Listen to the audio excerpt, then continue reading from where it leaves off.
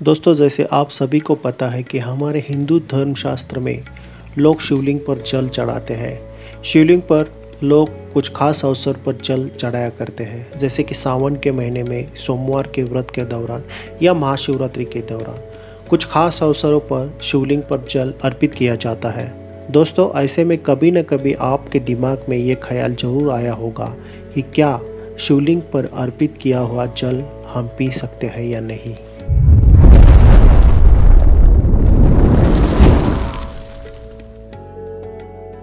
Hello hi दोस्तों, नमस्ते, सत श्री अकाल, आदाब। कैसे हैं आप? स्वागत है आपका हमारे अपने चैनल द एशियंट वर्ल्ड में। दोस्तों, आगे बढ़ने से पहले वीडियो को लाइक करना मत भूलिएगा और अगर आप चैनल पर नए हैं तो प्लीज़ सब्सक्राइब द चैनल। दोस्तों, एक बात ध्यान में रखिएगा कि जब आप शिवलिंग पर जल चढ़ाएं तो आपको कभी भी खड़ा होकर जल नहीं चढ़ाना चाहिए, क्योंकि ऐसा माना जाता है कि ऐसा करने से भगवान भोलेनाथ नाराज़ हो जाते हैं तथा इनकी कृपा आप पर नहीं होती। आप जब भी शिवलिंग पर जल चढ़ाएं आप बैठकर चढ़ाइएगा। भगवान शिव को जल चढ़ाते समय इस बात का भी ध्यान रखिएगा, आप उत्तर की तरफ मुँह करके हमेशा जल अर्पण कीजिए, जिससे आपको भगवान शिव तथा पार्वती माता दोनों का आशीर्वाद प्राप्त होगा। शिवलिंग पर जल चढ़ाते समय इस बात का भी ध्यान रखिएगा कि आप तांबे, चांदी या कांसे के पात्र में ही शिवलिंग पर जल अर्पित करें। यदि आप स्टील के बने हुए पात्र में जल अर्पित करते हैं तो इससे भगवान भोलेनाथ नाराज हो जाते हैं। अब आप ये समझ लीजिए कि आखिर शिवलिंग पर जल अर्पित क्यों किया जाता है। तो दोस्तों, आपको बता दें कि जब समुद्र मंथन हो रहा था तो समुद्र के गर्भ से कालकूट नामक जहर निकला था, जिससे पूरी सृष्टि में हाहाकार मच गया था।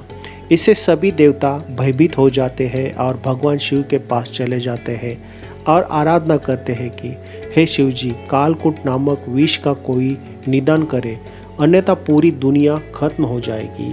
भगवान शिव को भोला भंडारी कहा गया है क्योंकि ये बड़े दयालु है। सभी देवताओं की आराधना पर भगवान शिव ने कालकूट नामक विष को पी लिया और अपने गले में धारण कर लिया, जिससे इनका नाम नीलकंठ पड़ गया, क्योंकि विष के कारण इनका गला नीला पड़ गया था।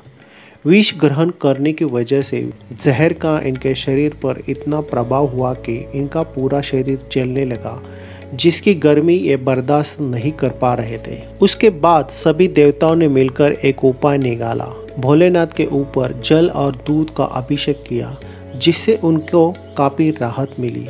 उस समय सावन का महीना चल रहा था। दोस्तों, तब से शिवलिंग के ऊपर सावन के महीने में अभिषेक किया जाता है। अब हम आपको ये बता दें कि शिवलिंग पर चढ़ाया हुआ जल पी सकते हैं या नहीं। दोस्तों, इसके बारे में इतिहास में कई मान्यता है। कुछ लोगों का कहना है कि शिवलिंग पर चढ़ाया हुआ जल नहीं पीना चाहिए क्योंकि ये बहुत बड़ा पाप माना जाता है। वहीं कुछ लोगों का कहना है कि शिवलिंग पर चढ़ाया हुआ जल मनुष्य के लिए बहुत लाभकारक होता है।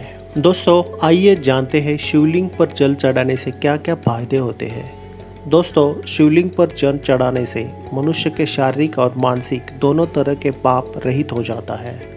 यदि कोई कुंवारा लड़का शिवलिंग पर जल अर्पित करता है तो उसे बहुत ही सुंदर दुल्हन मिलती है।